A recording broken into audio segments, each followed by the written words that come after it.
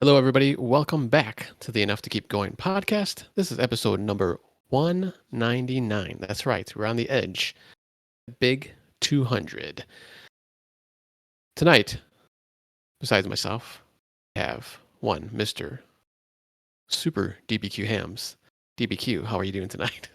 Super DBQ hams. Yeah, you got the Super Mario World on there, so you know. I did. Yes, this is true. If I could make a mushroom power up sound, I would without truly embarrassing myself. I'm doing well. I'm Oh, glad to be back and have everybody here. thank you. And congrats on the newly acquired next gen hardware, too, by the way. Next up, we have Mr. Swiss Guard. Swiss Guard, how are you doing tonight? I'm happy to be here with everybody. I like when all four of us can get together. Nice. It's good. It's glad to have you back. I think you were supposed to be on last week, right? You had to bail out, but that's all Yeah, right. it's been a rough scheduling fortnight for me. Yeah, lots of stuff going on, especially now that it's nice out. And last but not least, maybe a little confused tonight. I don't know. He's got Twitch. He's got Mixer on tonight. Mr. Game Logic. What is going on? No, I often wear shirts that display the dichotomy of man. Okay. Well, I guess you're not really confused because obviously Mixer's not around anymore, so you only got one option at least for your attire. All right, so let's get started. We're gonna. This is our deep dive episode. Sorry, I forgot to mention that. We'll jump into the news stories from the last couple weeks and pick them apart. First up, we have Microsoft Mania. That's right, a little bit of Microsoft talk, not just Xbox, some Windows talk, which is what we're going to start off with. Game Logic, I believe you're up first here. You got the Windows 11 OS with Android apps announced by Microsoft. Yeah, so in the past week, I can't remember the exact date. I think this was posted about a week ago. Was their announcement and little mini meetup about the impending launch of Windows 11. So first, before I start running through the details, did this surprise anyone or confuse anyone?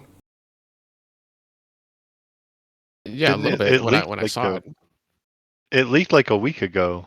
Like there was a leak, and I mean, we kind of knew that it was coming, but they kind of deflated their big announcement when the build leaked. But when you say is it a surprise that it's Windows 11 or with a feature set? That it was Windows 11. Tal, what were you saying? Oh, I thought you were talking about the feature set that you're about to talk about. Yeah, Windows Yeah, 11. so, I mean, yeah, it was leaked. So I mean, so I think what's been burbling around the tech sphere for the last few years since the launch of Windows 10 is apparently at some point along the news cycle, someone got the impression that Microsoft had claimed that Windows 10 was going to be the last version of the operating system. That they were going operating system as a service. This is the way it would be, now and forever. Didn't really get quite around to subscription-based pricing, but as we have seen a lot of service-oriented things becoming part of Microsoft's mantra, this replicated throughout the tech sphere in the news stream. And so a lot of people were caught off guard or surprised by the announcement of Windows 11 because they thought Microsoft had said that Windows 10 would be the last operating system ever, kind of like Apple has OS X, which is now Mac OS. But the reality is, Microsoft never said that Windows 10 was the last operating system. I think that can be traced back to an accreditation to one of their developers or somebody up in the chain, but no one at like the Panos Panay level or the Satya Nadella level. So this was a thing that was mentioned during a talk by a senior level developer, and it got picked up, and the news media ran with it. So all this time, quite honestly, and I consider myself a person who's relatively well in the know, I've been believing that Windows 10 was the last version of the operating system. So Windows 11 was announced. There's a ton of stuff to talk about the overall operating system, but I'll keep this mostly to the gaming specific ones. So I sometimes am not as much of an expert on DirectX as I should be, but I mean, what's going to be coupled with this operating system is DirectX 12 Ultimate, which I believe we already have DirectX 12, but this is an additional variant that incorporates some of the innovations that we've seen with the Xbox Series that are now coming to the PC in the DirectX framework. And so one of those things that you're getting is Auto HDR, which I'm not entirely certain exactly how it works, but basically it offloads a lot of implementation that has to be done by developers to accommodate HDR in its color gamut. And so it's kind of one of these things that's wrapped into the DirectX and the development framework. Kind of if you go back to the Xbox One era and you know that originally games had to be updated to get some of the new Xbox One enhancements, and then eventually Microsoft just implemented them so that if you just ran the game, there were a certain degree of those enhancements that were just automatically applied to the games, and the developers didn't have to do anything. So this is similar. And actually, it's going to pick up games because Microsoft is so great, as I've been commenting this week, about backwards compatibility, because it's just built into their corporate DNA, because they've had to, right? As Microsoft, since 90% of the world runs on Windows, they simply have grown into a culture that cannot allow itself to abandon its history. And so this actually will go back to games implemented in DirectX 11 or higher. And I don't know about you guys, but I know on PC I have to remind myself to make sure games are still, are in DirectX 12 mode, because most of them default to DirectX 11 because lots of people don't have the hardware that can run all of the DirectX 12 enhancements. So again, getting Auto HDR. One of the innovations that I've been talking about since the lead up to the launch of the Xbox Series is direct storage. And so this is the manner in which graphics can be loaded directly to the CPU from storage via the GPU. And so you don't have to have this, go fetch and then load it and then allow the graphics card to have access to it. The graphics card can get direct access to some of the graphical assets that it needs to render on screen. This is probably, to me, one of the most amazing things. And so, no offense to anyone, but look, I love the DualSense controller. I love FPS boost. I love lots of things that both new consoles have brought to play. But in my mind, nothing moves the ball forward like DirectX storage, specifically for gaming. But it's also going to have ramifications for other things, such as machine learning, where a lot of the world's machine learning workloads run on NVIDIA GPUs. This is going to be a way to access large data caches directly from hard drives directly to the GPU. So pretty exciting stuff. I think those are the two biggest deals. They trumped up a lot of stuff about Game Pass, and as Microsoft will continue to do, because that's a core part of their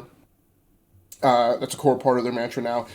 In the blog post, there was a reminder that on Xbox Game Pass PC or Ultimate, you get the EA Play membership. So, being someone who, there was a very brief window where I was going scorched earth and I was going to abandon the Xbox platform recently because of all the problems with the launch and supply scarcity.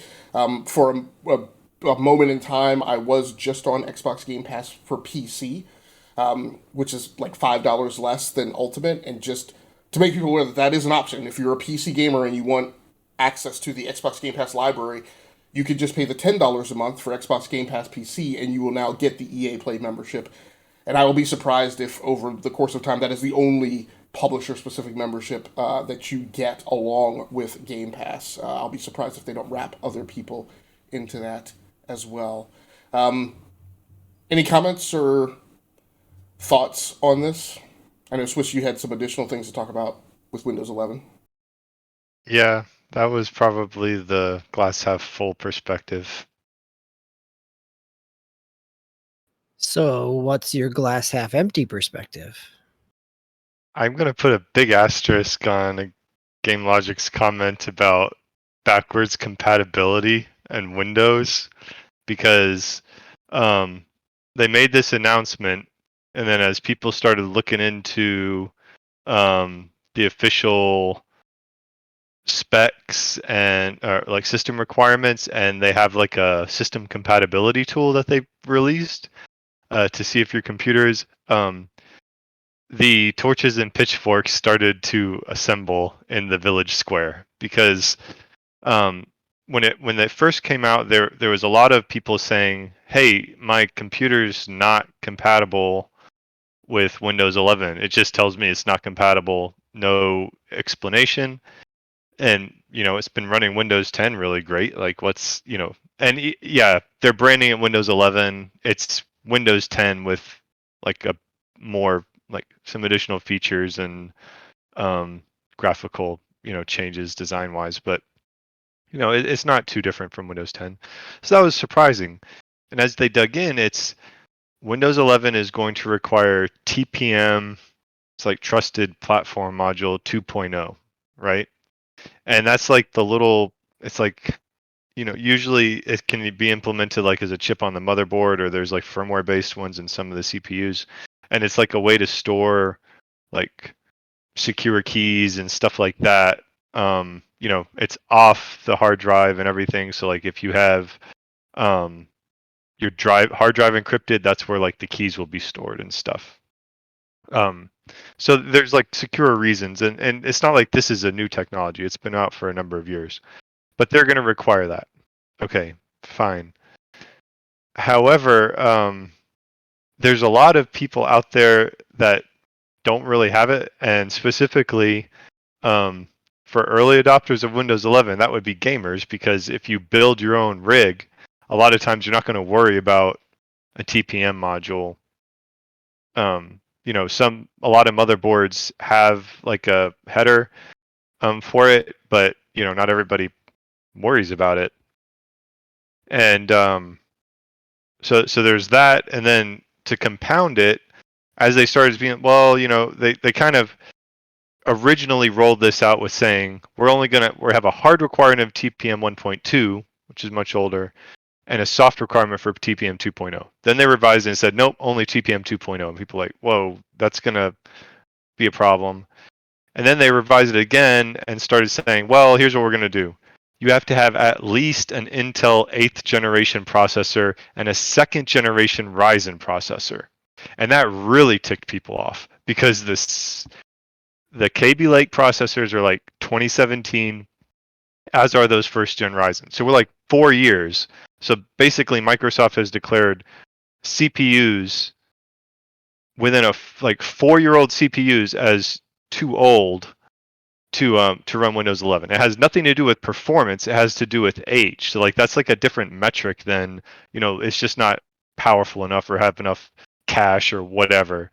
Not only that, to add to the confusion, there are like Kaby Lake processors that have TPM 2.0. So it's like, and I know we're really getting in the technical weeds a little bit, but it's going to affect a lot of people. It's almost forcing a lot of people to upgrade, and that annoys people. And then they apologize. They kind of half apologized for the confusion, and they took away the tool that says if your computer's compatible. So they're rolling all this out. Some of the features, like direct storage and everything, they'll be nice.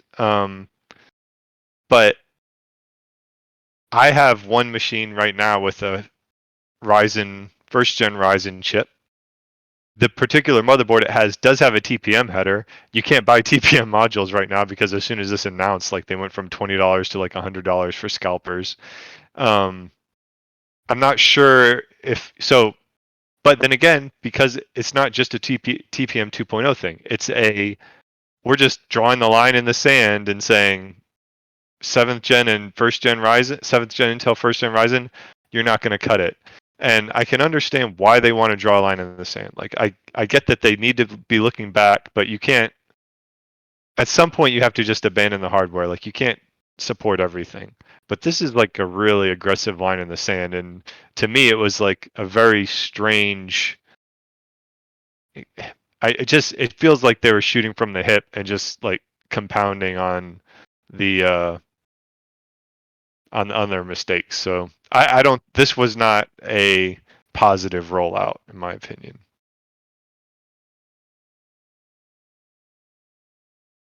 I was And waiting how for much a gas. of their, I'm waiting for a gas please as well. But I'm curious how much of their kind of back, they're walking back some of those statements it affects some of that, but it still seems like the TPN requirements are still there. Is that your read on this game logic? So, so I'm trying to take some of my emotion out of it and try to speak only factually. So I think the primary mitigator is the fact that there are firmware-based equivalents to TPM 2.0 that are carried in many of the processors and many of the motherboards in the BIOS for those processors that are affected by not having a TPM 2.0 or 1. Or even 1.2. Those are not highly advertised, and so you will have to go look for them, and you will have to verify that they can be enabled. They are typically disabled by default, and AMD and Intel don't talk a lot about them. But I checked my 2nd-gen Ryzen chip, and it's like, I don't have a TPM module. And then I went in the BIOS, and I had to enable it, and now I have TPM 2.0. So, yeah, that I agree with that statement. Yeah. So I think, I mean, so the subjective part of it and more the emotional part of it for me is, I think gamers who build their own rigs are the type of people who catch wind of this and understand it and be able to figure it out. I also think that most of those gamers, or lots of those gamers, are on upgrade cycles where they will ramp away and out of that. In particular, for the AMD processors, AMD, I can't even remember how far back they go, but like AMD motherboards that I bought with Zen 1 processors or Ryzen Generation 1 processors accommodate upgrades to Generation 3, and many of them will actually carry forward to Generation 5. And so I think a lot of people will be able to upgrade their boards and still be able to sit on them. So I agree. I'm sorry, go ahead. I was gonna say, before the show, I couldn't find a flash drive because I was trying to upgrade the BIOS on my wife's rig that has the 1st-gen Ryzen chip to just see that, because I wanted to see if I had TPM 2.0 compatibility there, it would make it even more glaring that, like, why'd they roll the TPM talk back and specifically base it off processor generations. And I think that's what annoyed people mostly, rather than, the TPM, like, if they had just started by saying, we want your computer secure, and, phrased it from that perspective, I think it would have rolled. It just wasn't rolled out well. Yeah, I agree, and I mean, I will readily admit my perspective is jaded because these are worlds that I live in, right? That literally I have stitched into my blanket that I go to sleep in every night, right? So as a person who works in the field of cybersecurity, like, I'm never going to be first to argue when I see something's being implemented specifically for the sake of security. And I mean, like, and I'm even on the side of this to a certain degree, the pain that it's going to cause, right? Where people will say, I got to buy a new. I'm like, yeah, because you need a TPM, because when we want to zap something and shut it down, we want to be able to do it at the hardware level, and we don't. And Windows is the most maligned operating system in terms of viruses. So there are lots of plus and minuses. I probably definitely agree. It's a glass half full, glass half empty, just depending on what side of the line you stand on. I think also for consumers who will hear this but won't, it's not in their makeup to go do anything about it. Lots of them are also the type of people that are like, oh, new Windows, time to buy a new, like, they buy a new PC, they never upgrade it, it sits in the corner and it does the basic bare minimums that they want to, they need it to, and then when a new operating system comes out, that's when they go and buy a new PC. They're not on a, like, I shouldn't say standard, but they're not on a recapitalization cycle where they care about that stuff. I think I'm anticipating for gamers, a lot of us will swim out of it. Again, jaded perspective, because I'm specifically the type where my recap cycle for my next upgrade is after Windows 11 drops. And if those rigs that are impacted can't accommodate TPM, I will more than welcome the excuse that will force me to go buy a new PC. Particularly since you can't buy a discrete GPU right now, and you basically have to buy a new PC to get a discrete GPU. But yeah, I don't disagree with you. It's a glass half empty, glass half full kind of thing. Yeah, and while I have dipped my toes a little bit in gaming recently, I mean, I don't play anything like major. So, I mean, doesn't really impact me. DB, is there anything here that ruffles your feathers that you like, that you've seen announced within the past week or so? I mean, I think as somebody whose PC is whose CPU is getting up there in terms of 5 years now, it definitely I'm in that awareness of I need to upgrade. And this, these aspects that we've been talking about here in terms of security and other pieces gives me a reason to sit a little bit longer until things settle out. Because I think game logic is there's something to that for an average consumer. They're going to see this as, they're going to buy a new PC that comes with Windows 11 and has these things enabled, but it also has the potential, it has the potential to create a lot of confusion, as Swiss is saying. But if the XP to 10 differentiation is any indication, there is a large window of overlap between these two systems where it gives people time to understand and upgrade rather than kind of switch over. Well, and that's going to be the thing too. It's going to be, how many people are really going to move? I mean, Microsoft has had to go to hell and high water to get everyone onto Windows 10 because so many people stayed on Windows 7, and still are right to this date. And so, nothing, as far as I know, nothing's been said about deprecating support for Windows 10. So I think that will be completely fine for people to stay on. I'm pretty sure it's like 2024 or 2025 is what I've been hearing as far as I think like, they had just like a general window for it. And the way the Microsoft model works, understand that's general support. So after that, you will still continue to get security fixes, right, until another probably like 4 years after that. So I think people will be fine. And if you're a gamer, it's definitely going to overlap in a window where you're just going to do a new build, right, and go to a new motherboard, which is really the key component, I think, that's going to drive you to whether you have TPM or not. I think the real key thing here is, so the thing that's in here for me that's really the super high value is the direct storage. So the key question is that, because Microsoft did this before, and that to me would be the point to bring out the pitchforks, right, is I can't remember exactly what it was, but they locked DirectX 11 to, I can't remember if it was a version of an operating system. There was a version of an operating system that the only way for you to move to the next version of DirectX was to be on that operating system. I can't remember if that was DirectX 10 and Vista or Windows 8 and DirectX 10, but somewhere in I think it was Vista. Yeah, I think I remember that. Yeah. All right. So then it was, if you were on XP, you were on the old DirectX, and there were just certain things you weren't getting.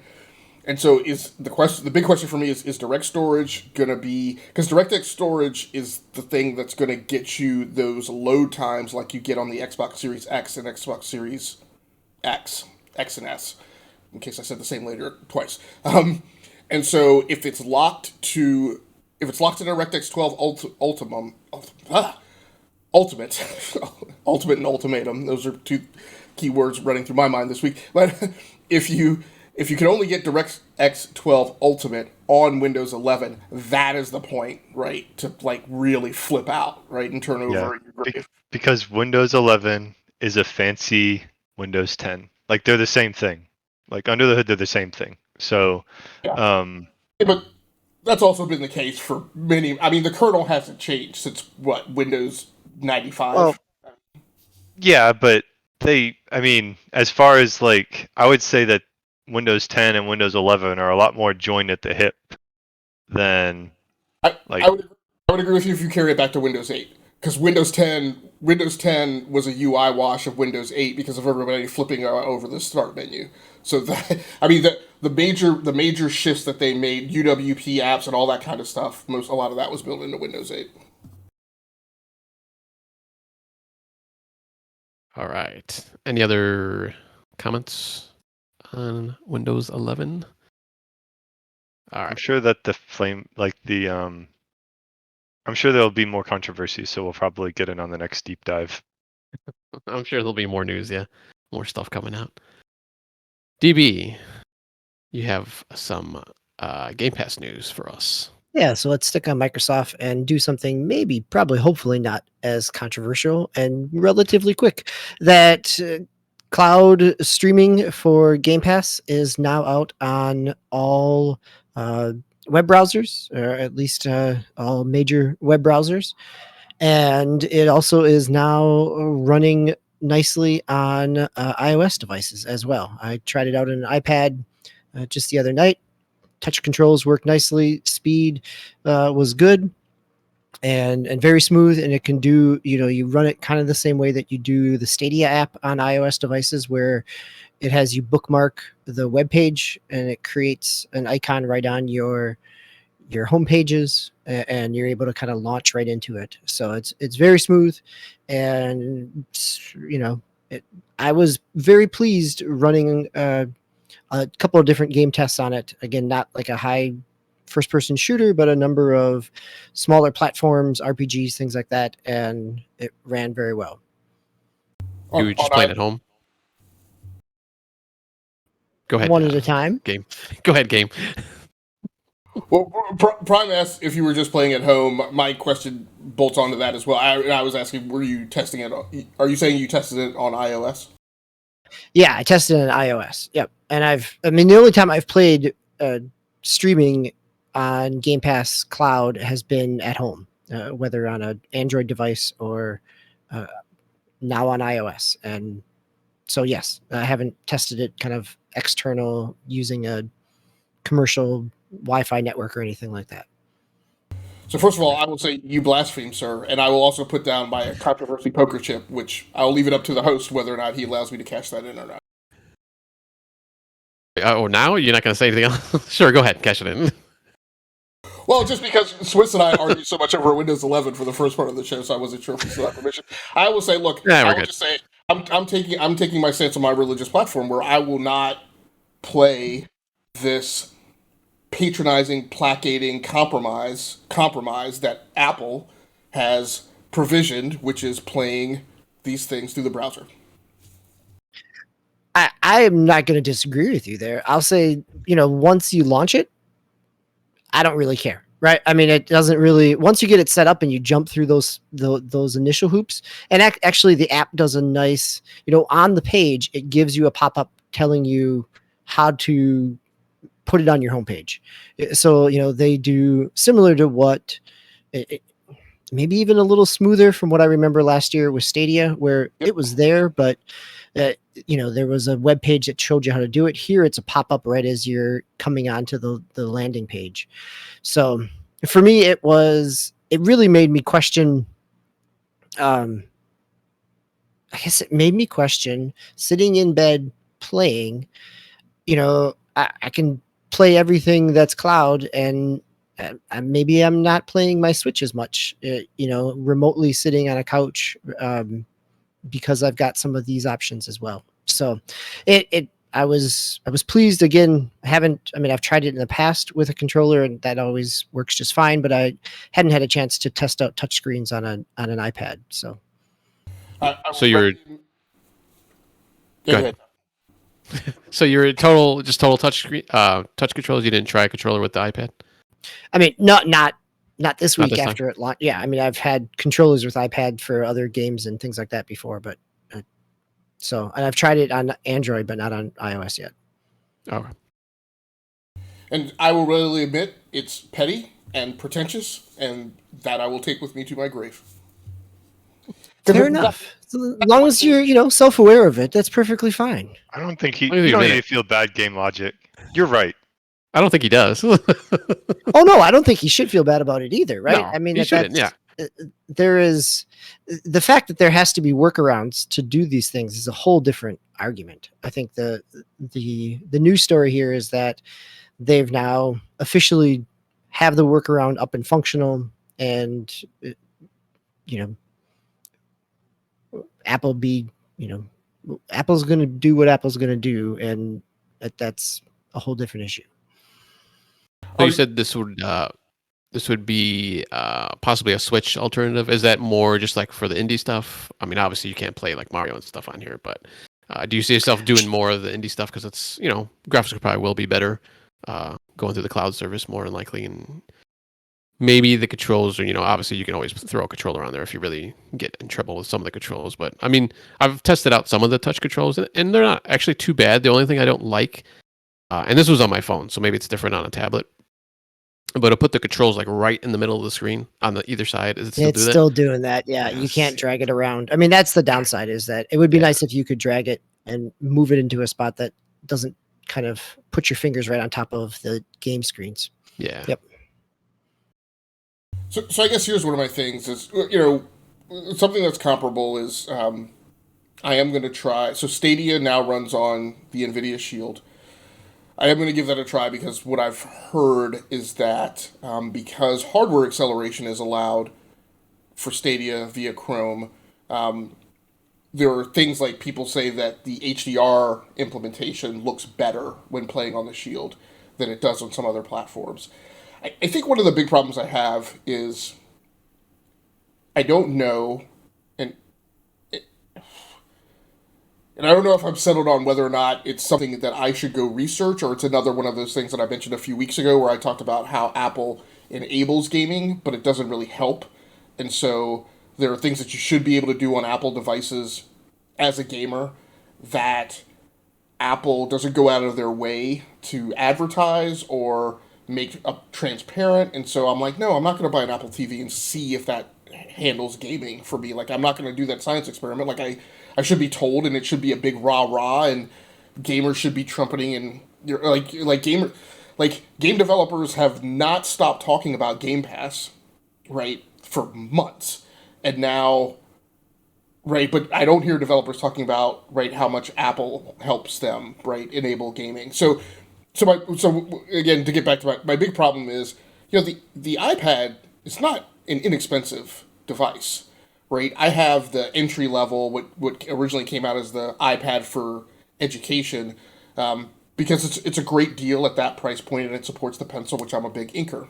But when I bought my Android tablet, I was like, okay, my key requirement is it handling Stadia, and so I wanted a highly performant Android tablet, of which is currently only one on the market, but that's the one I bought entirely for Stadia. But I'm not compelled to go out and buy an iPad Pro because I don't think that that's going to play Xbox Game Pass any better. And so, again, it's this thing of like, here's this amazing device, this amazing machine. If allowed to run on metal, Xbox Game Pass could be an incredible experience on the iPad. But I don't know that it's any better, and I don't see that, because it's not running as a native app, like it definitely doesn't justify or warrant the expense of buying like even a mid-tier or a high-end iPad. And that's the thing that's disappointing, because it's just capability that's lying there latent to not service, gaming.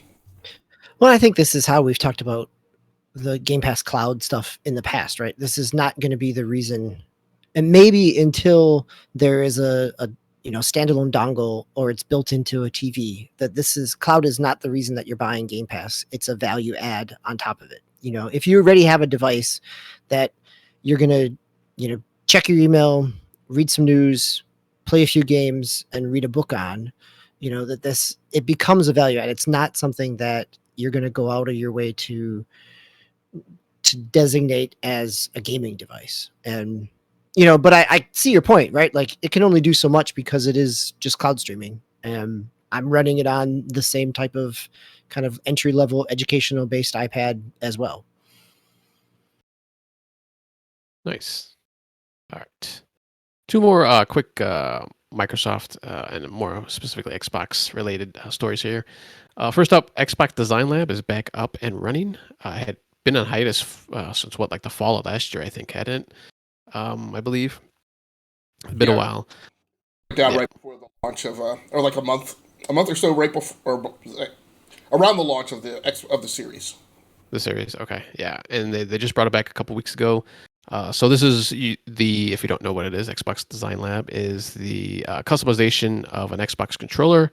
At least the colors, you can't really do anything with the controller itself. Like, you can't move the sticks or rearrange the buttons or anything like that. But you can design your own colored Xbox controller, and these are the new Xbox Series controllers, which basically the same thing, but it just has the share or like video capture, take a screenshot button now in the middle of the controller, along with the hamburger and the I don't even know what you call the other one anymore. Like what used to be the select and start button. Let's just say that.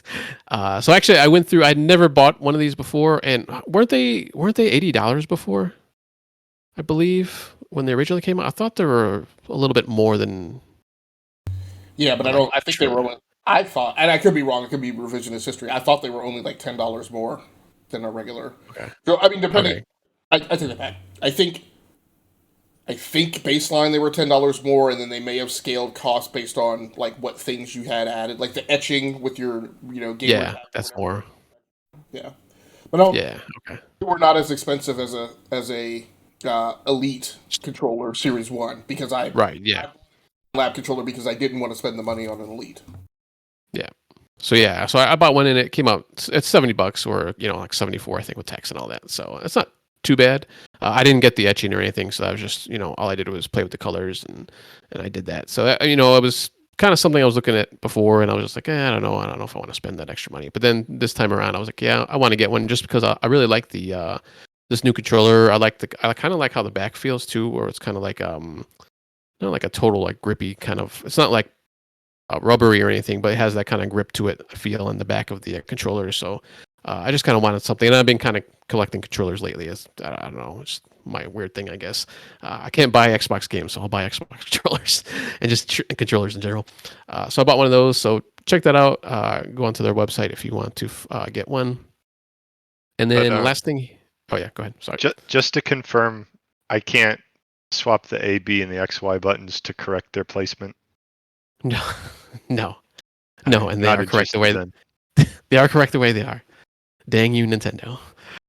All right, next up, real quick, we have the Xbox Design for Xbox program, which kind of includes, which is more hardware related. It includes their storage, their headsets, which obviously they just had another Xbox headset that came out recently. The controllers, you got the Elites and the newer Series XS controllers, but now Xbox is partnering with a few different companies here to bring out displays specifically geared toward, giving you the full experience. Game Logic, can't wait to hear from you. Experience, performance, and technology that the Xbox Series X and S can provide you. Now, you say, I told you, they're working with these few different companies. We got Asus. We have Acer. Yeah, pretty good monitor companies. Philips, though, a little surprised on that one. I don't know if they're like a huge monitor company. Maybe they are. I don't know. Maybe I just never dug into it. But Philips is one of the other ones, and they range from about $1,600 to just under $1,000. I think what is it? The Asus one, they didn't have a price yet for it. So, and they said that may vary. They just say it may vary between regions. So I'm assuming it's going to be around $1,000, if not around the same price as the Philips. So they look nice. They give you all these features. 120 hertz, 4K, all this stuff. But I'm not going to run out and get one of these monitors just because it has the Xbox brand on it. Granted, yes, the controllers are nice. I love the headset, the new headset that they've brought out, the wireless one. Honestly, and I say this in all honesty, I really think it's one of the better headsets that I've had, just for quality and stuff, especially when you're playing shooters. But I don't know about monitors. Like, I guess there's all kinds of monitors that can give you the same performance, I'm sure, or close to it, without paying the extra hefty price. So I don't know. You guys are like more into the hardware stuff than I am. So what do you guys think about this? Okay, I think it could be interesting. I don't know enough about these particulars, but like if it's a monitor that's geared towards like an Xbox, right? I still think of an Xbox as a TV platform, right? You plug it in the TV. So if I can get a 55-inch monitor that's really just a TV, but doesn't have all this crapware that's been coming on modern televisions, maybe I want to pay that. I just want a really high quality piece of hardware to display my games and my Roku and whatever. I don't want to have to deal with your stupid OS, Samsung. And maybe that becomes an alternative. Even though it's like branded Xbox, it might be an alternative to what's out on the market there. But I've just kind of given this a cursory glance, and this is like me wish casting on that. But like, who knows? It could be a good alternative. I'm really appreciating Swiss's grumpy old man impersonations here. Like between TPI and motherboards and now bloatware on his TV, he just wants a CRTV where you can turn the knob and get channel 3 and plug in his VCR. So You're not big in the Tizen, Samsung's Tizen OS on TVs? No. As that's one of them I just bought, actually. It was a Samsung TV. Actually, you know what? And at first I was kind of thinking the same thing. And I was like, you know what? Why would you do that? But I did realize that these were, and they call them displays. They're not monitors, technically, I guess. I mean, semantics there. But, you got that one's 55-inch for the Philips. Asus is 43. It doesn't really say if they all have like varying sizes. Besides these ones they have here, and the Acer is 28 inches, well, a little bit more manageable for an actual monitor if you have it on like a desk. But I don't know. Yeah, I mean that's a good point, because as much as when I was looking for my TV, I kind of wanted something that didn't have anything. But unless it was like something super small, I wasn't gonna get anything that was just like a dumb TV that I can slap a Roku on, which is what I usually do now, or what I did before. So, and I still do. I cut all that stuff out on the TV. I didn't put it on my network or anything like that. I just did it to update it, and then I shut all that off, and it's just a dumb TV now. Unfortunately, but you can't get rid of that stuff. Same here. So yeah. So I'll back up. I'll back up Swiss on this one. Game Logic, DB, got any thoughts on this one? So it's weird. This article just like pointed right at me this week. I moved my Xbox Series S and I move it back and forth for streaming, but I just kind of permanently moved it from the TV stand to a workstation that I had been using for a PC. And one of the reasons I moved it is because the television market is not next generation friendly right now. There are an incredibly limited number of sets that are available that have HDMI 2.1. And then all the other things that go along with that. That makes sense, because that's the only reason you would have HDMI 2.1, but just in terms of they are, 120 hertz refresh rate monitors or higher, and can handle variable rate refresh. And I mean, this goes back to the 4K thing. I think when I initially got my 4K TV, we talked about it, and I mentioned that, like, digging through the menus, like sometimes multiple, like 2 and 3 menus on the TV, and then another 2 or 3 menus on your console to fully enable 4K HDR, all of it, like that, like, it makes me so angry, because it's so ridiculous, like the things you have to dig into to just get 4K running. So there's part of me that appreciates this from Microsoft, because it's a help. They're trying to help get some additional options on the market, because the TV industry's not handling it, and it's a perfect scenario of like, hey, we have this really great piece of hardware on the market, but the things that need to go along with it, the other industries aren't taking care of, so we're going to help that along, which we've seen from other tech companies in the past. And so this is great, because, again, if you need a next-gen monitor, right, these days, you got to make sure it has HDMI 2.1. People don't understand that in spec in its entirety. It has to have the refresh rate, and this is a guy who has a 4K 60 hertz TV, but on top of that, it needs to be able to handle variable rate refresh, and that's not an inherent capability of lots of TVs. So you can very easily wind up. We talked about how Best Buy and other retail chains are pushing these TVs that don't meet the spec, but the ad copy around them makes you believe, and then tagged with a sales price, make you believe that you're getting a TV that accommodates your next gen console, and it doesn't. And so, again, wading through and digging through all those specs, as I have been doing for the last couple of weeks, to try and find the right thing, it is hard. The thing I don't like about this is that, particularly when you look at the Acer. So here's the thing, that people listening to the show can put in their cap. If you need to run, particularly for Series S owners, if you need to run at 1440p, 120 hertz, HDR, you can do that over HDMI 2.0. You don't need HDMI 2.1.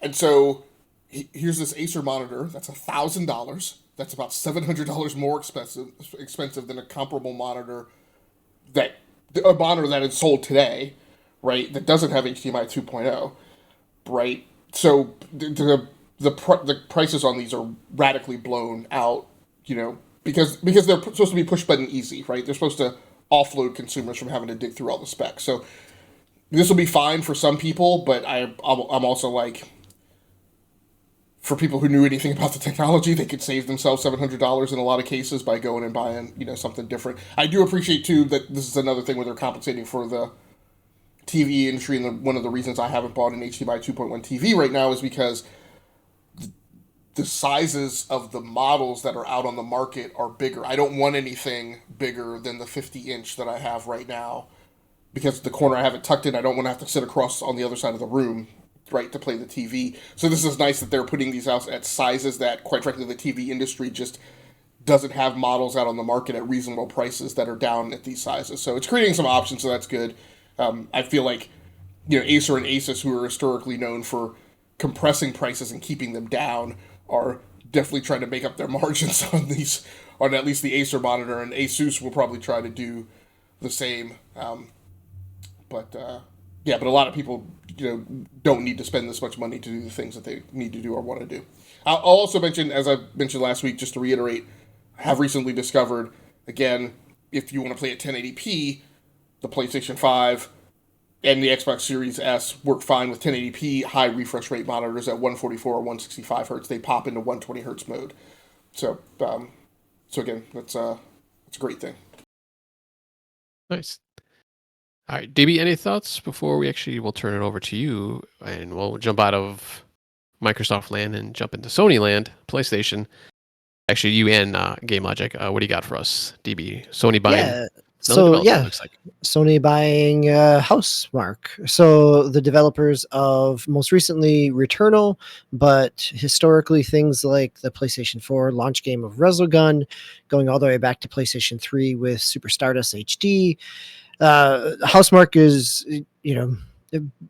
pretty much been kind of a Sony exclusive studio all that time, but now they are officially owned by Sony. By PlayStation Studios, so that's great. Or at least it's good for PlayStation fans. It's good for fans of those games. That allows that to kind of continue to be. Housemarque has made some arcadey, but sometimes niche, kind of high intensity games. I think definitely Resogun calls to mind, that kind of classic arcade Defender-like shooter, but with a modern sensibility. And it is, I think this ended up getting more traction just simply because it is one of the few acquisitions that Sony has had when people compare it with Microsoft. And so it gets a little more traction in that.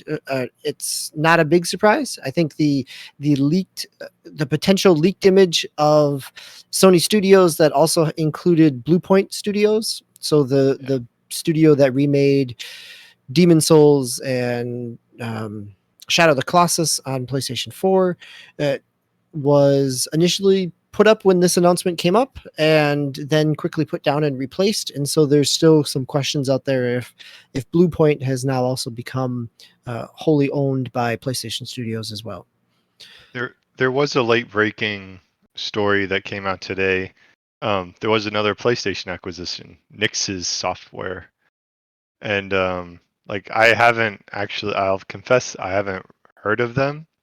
But this article's on EGM, and they did support for Marvel's Avengers, and they did the PC port of Shadow of the Tomb Raider. So this article, it's just EGM itself. They're speculating that, hey, this might indicate that Sony's looking, if their niche is handling PC ports, it's interesting that Sony acquired them, given some of the steps they've been making recently with that.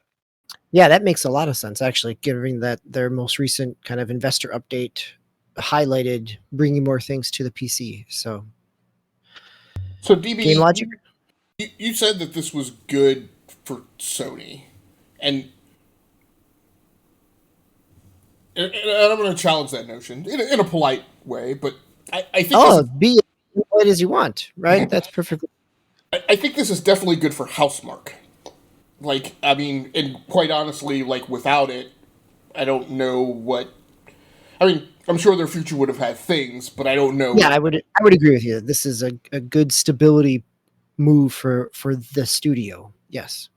Yeah, because again, the Twitter conversation, the internet conversation is about how amazingly good for Sony this is, and I'm like, and not to take anything away from them, but they have a recent hit, and the internet's memory is short, and we tend to aggrandize things. I would agree. Right? I think. I mean, I'm cutting you off from this argument because I want you to continue, but I think the piece here is it is. I agree with you that it is much more beneficial for Housemarque than it is for Sony because more or less it has been a Sony exclusive studio, so there really wasn't a whole lot. I mean, there wasn't a whole lot of known pressure to make this acquisition to kind of tie this up, at least from kind of the public facing end. Yeah, and the only thing I'd add to that is, I mean, and then at that, and yes, they have been a dedicated Sony studio, but then at that, they've done of real note to me. They've done Returnal, Resogun, and Stardust. So in 13 years of Sony dedicated, development, they've done 3 headline titles, 3 that are known, but I would also contend, Resogun and Stardust weren't like big, huge revenue makers. Maybe Returnal is hitting those sales numbers, but so it's a darling purchase. It's a popularity purchase, but I don't really know that it moves the needle one direction or the other. This is the only thing. Sure, and I would say the Nixus and potentially Bluepoint are much more of an infrastructure purchase than this. Which I think is fine. I think to me the tale here in opposition to what a lot of people have been concentrating and focusing on Twitter is that the historical perspective on this is Sony's not running around buying random studios. I think as Herman Holst commented, because they have a lineage where they've learned that lesson. They set up a lot of studios. They acquired some of those studios, and then they had a number of significant closures in the PlayStation 3 era because those studios released things that did not satisfy them from a numbers perspective. And I mean, and quite honestly, like, I don't know that if Days Gone had come out in the PlayStation 3 era, if Sony Bend wouldn't be in that bucket as well. Just in terms of it, there was a point in time where, like, if you release something, PlayStation All-Stars, if you release something that didn't hit different, like with everyone, your studio was closed. And so they've gone through a period where they've been very wide and they've skinnied down to a thing that's very predictable, I think, and very much what they want. We've just heard the dialogue about the fact that they're taking a lot of their studios and saying, hey, you guys are going to do what you do best, period. And thank goodness for Guerrilla, right, that they stepped over the Killzone line into the Horizon Zero Dawn line, and now they're going to be able to do maybe something that's more about what they want to do. But, like, Naughty Dog and Insomniac and, what's the studio I'm forgetting? Santa Monica? Santa Monica is one. What was the other one? Punch.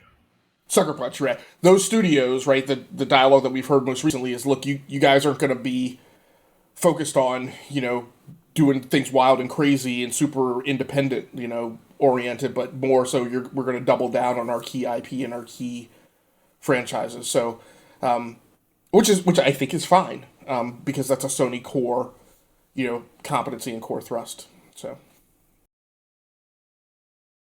All right, Swiss Guard. You got some Control announcements that came along. Was it this week? Yeah, this is just actually a couple days ago. Yeah, so Remedy, they announced that they're working with 505 Games, which is a terrible surprise, to work on a new multiplayer game based in the Control universe. And that's pretty much the extent of the announcement. But it, DB made the comment that I'm like a crotchety old man, but this is actually like getting the youthful gaming excitement that I experienced, when I would read old EGM and Nintendo Power looking at previews. So he's a big fan of the game Control, and just the way that they structure that universe, like the lore and the kind of the backstory. In Control, you focus on Jesse, but there's a lot more out there. So I think multiplayer projects can fit into that. And like with the whole sci-fi, thing going on, it could be really cool. They have they did mention it was going to be like a 4-player co-op PvE game, which also is like more the style that I like to play when I play multiplayer. So yeah, that was exciting. It looks like it's going to be like a live service type thing. But I know you guys played a little bit of Control. I don't know how far you got, but I'm excited about it. Not the opinion I was anticipating hearing from Swissguard. Shifted gears on you. What did you expect? Well, I make Control was my game of the year that year. Well, let's see. 4-player co-op, which I know you prefer, but I was thinking that this was going to be the one point where we would start to throw down the glut gauntlet because there's so many of these things coming out. Games as a service surprises me, and the addition of multiplayer being bolted on to a universe or IP that was inherently built and marketed around the single player experience. I was sure were all things that were going to break. It depends on how annoying they make the live service, because they could tick me off really quickly if they do it poorly.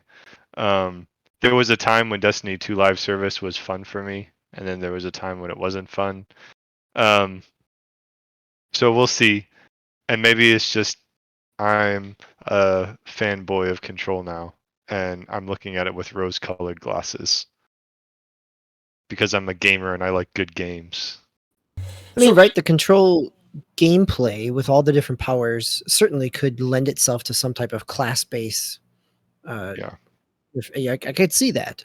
Well, I mean, there's so much creativity there with like regards to like what do they call them in the game? Altered objects or whatever. So like, I mean, there were always little things that you found in the game where it's like, there was a refrigerator where if somebody wasn't staring at it 100% of the time, like they'd explode or something. Just like weird stuff. So like you had to fight like a unicorn from a carousel at one point. So I can see them having fun with it, and I'm looking at it from the positive, like what it could be, but I also know that, like a Game Logic said, the live service, like there's a lot of live service games that I wasn't such a fan of, so we'll see. For now, I'm going to be optimistic.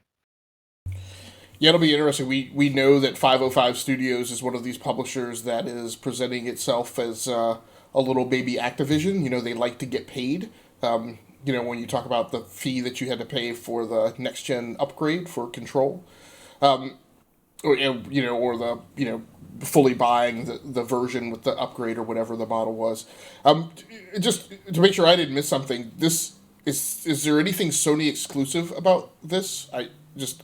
I had the impression that this was put into the Sony part of the agenda, or is it just an additional story in here that doesn't have a Sony hook? Oh no, yeah, it was just additional. I didn't have any kind of subject line or anything for the second set of, or the next few set of stories. No, they actually say they codenamed it Condor in their announcement. It will be available on PC, PlayStation 5, and Xbox Series X and S. So multi-platform.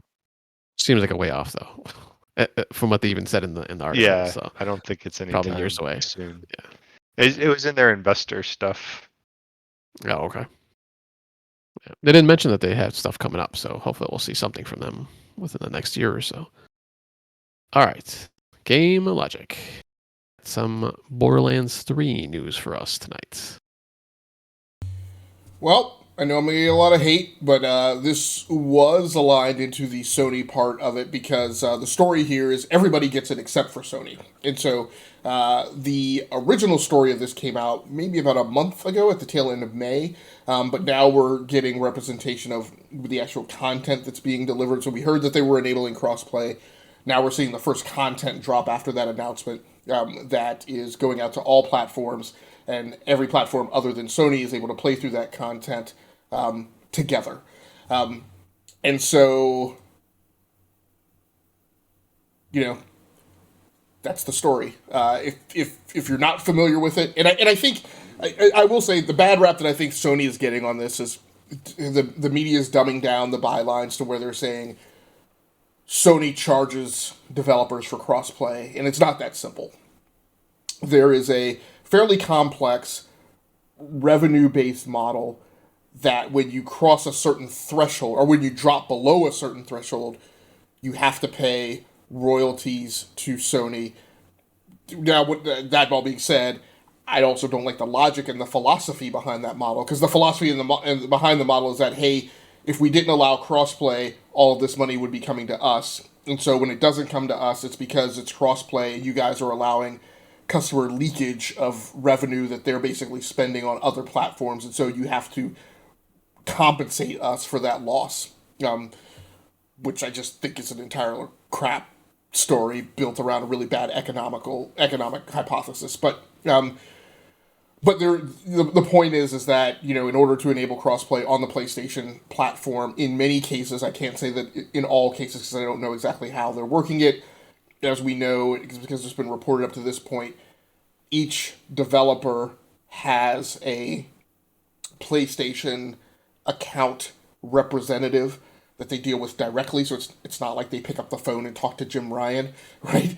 And those account execs are, just as they are in lots of other companies, they're all out operating independently, right? It's not like they sit right necessarily in the same office next to each other and they're all doing the exact same thing. In fact, this has been one of the banes of my life, that the marketing guys are always doing their own thing and they're not always holistic and cohesive about how they're approaching every client and customer.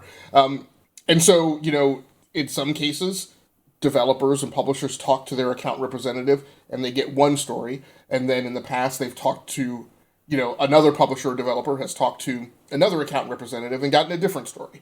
And I'm sure that Sony has tightened all of that up. But the point is that, you know, there's this fairly complex algorithm that goes into play that that colors, you know, your licenses and fees associated that are paid as part of your access to the live platform.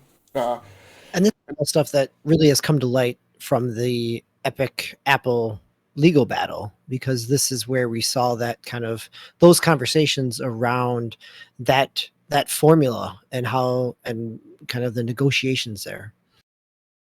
Yeah, you're absolutely right, DBQ. And so, you know, a lot of the media has proposed that, hey, good, you know, and Randy Pitchford made comments about this on Twitter that were, he didn't directly say, but it made it fairly clear and obvious that, hey, the publisher, who's 2K, asked us to remove the crossplay implementation on PlayStation.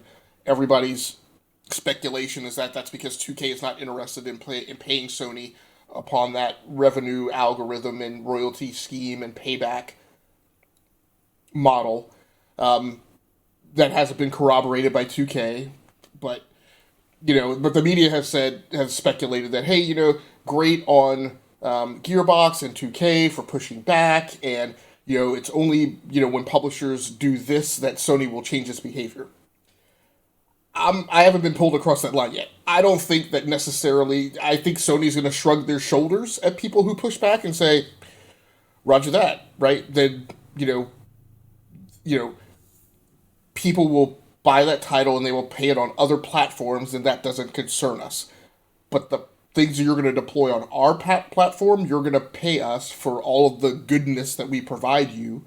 And so, if you want to enable crossplay via PlayStation, you're going to have to pay into that framework. And if you're not, well, right now they're the 800-pound gorilla on the gaming market, and until that changes, I don't know that behaviors like this are really going to tip them one way or the other. I don't know. What do you guys think? Mr. Dini, any comments? I would agree with you, Game Logic. I don't think that moves the needle for Sony. That they'll shrug their shoulders, and they're in a spot within the marketplace right now where they can.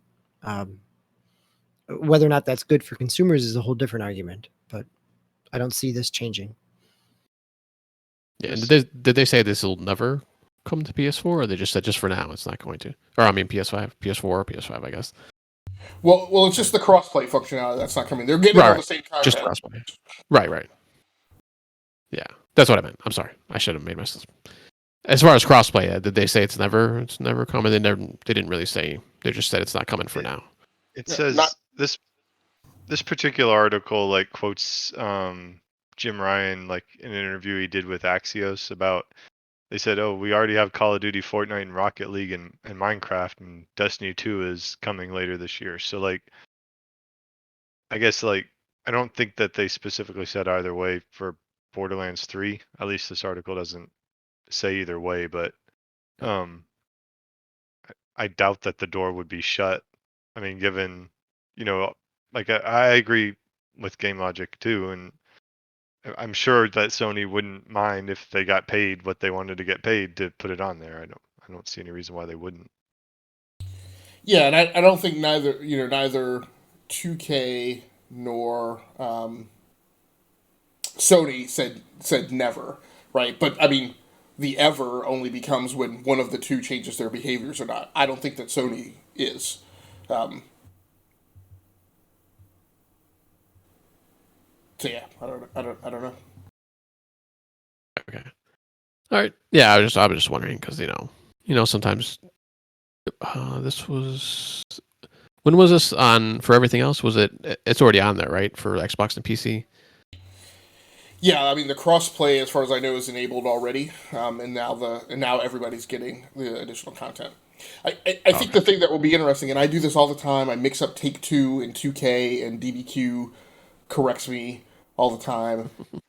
So 2K does not own Rockstar. 2K and Rockstar are both owned by Take Two, but I would imagine as a corporate flowdown, right? We say this came from 2K. It may have come from 2K by way of Take Two, who said, "We own Grand Theft Auto. Tell Sony to pound sand." Right? Well, yeah, that's always possible. All right.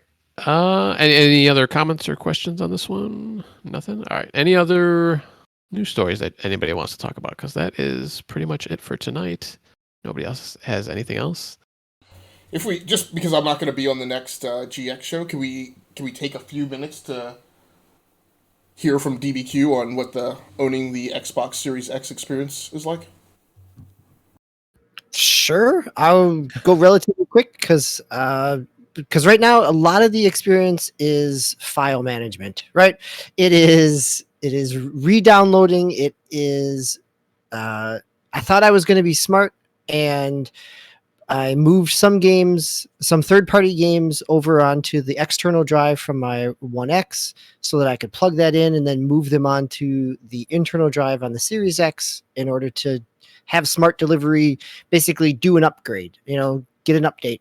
That didn't work because it needs to re-download. I mean, if I'm running a first-party game, Halo Master Chief Collection, Sea of Thieves, those upgrade right away, right? There's not an additional, but if I, like last night when I was trying to play Call of Duty with some friends, it's a whole separate download. So I, Call of Duty Xbox One version of Call of Duty runs just fine on the Series X.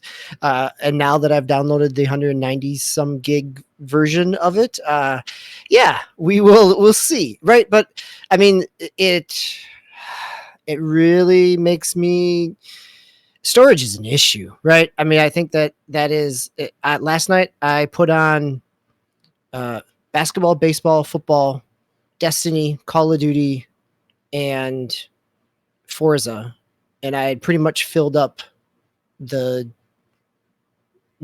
my 800 gigs of usable space.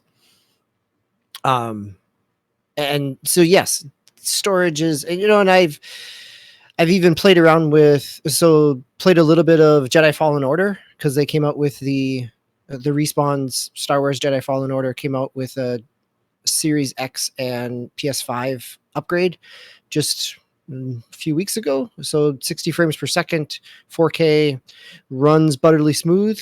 But then in order for me to download another game, I had to move it off to external, right? And so I was playing that game of moving things back and forth between external.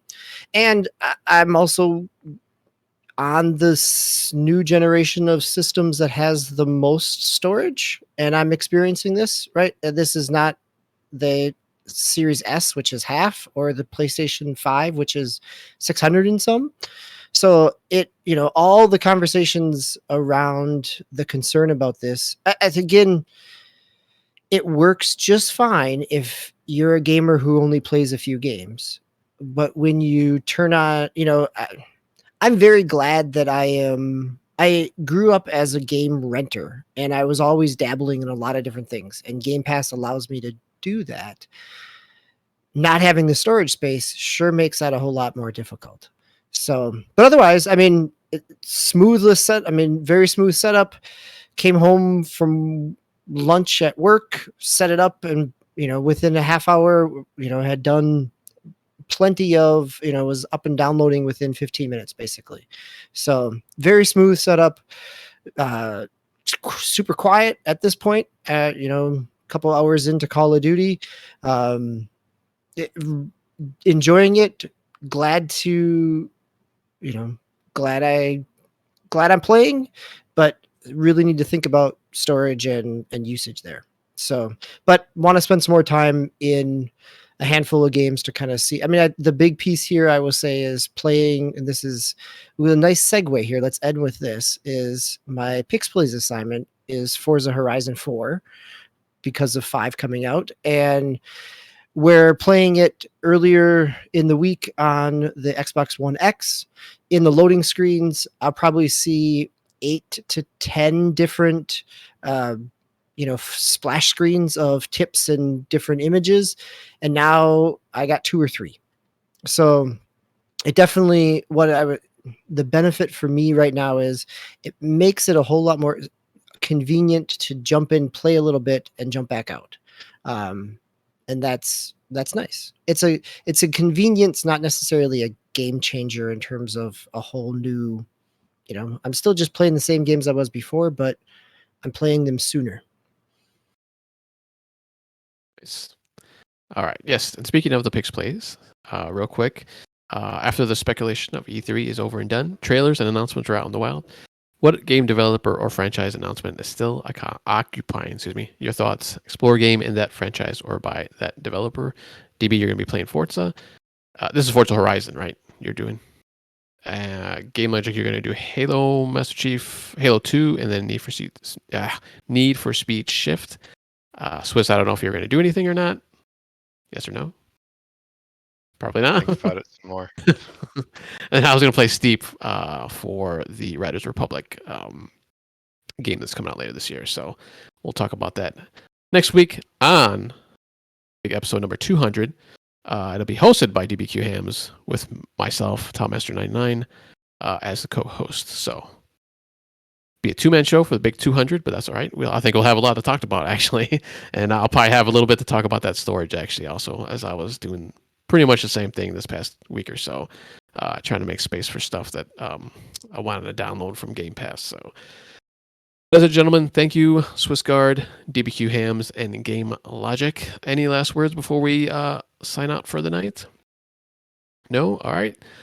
You guys, I am TomMaster99. Please take care of yourselves out there, and we will see you next time.